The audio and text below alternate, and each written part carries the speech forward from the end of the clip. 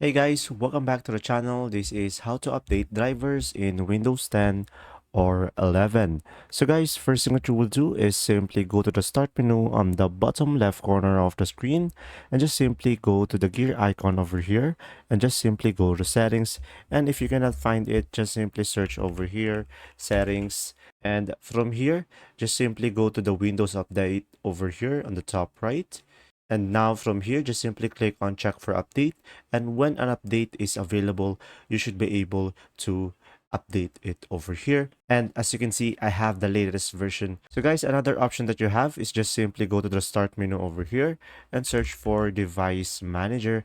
And from here, you should be able to update a specific device that you prefer. So let's say I will update my display adapters. So I'm just gonna click on over here.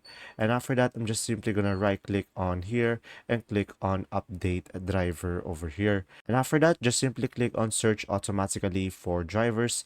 And when it has an update, you should be able to update it over here. Now guys, if you want to update your graphic card driver, just simply open up your software. So I'm using AMD, so I'm gonna open up the AMD, or if you are using an NVIDIA, just open up NVIDIA, and from here just make sure to download the latest version.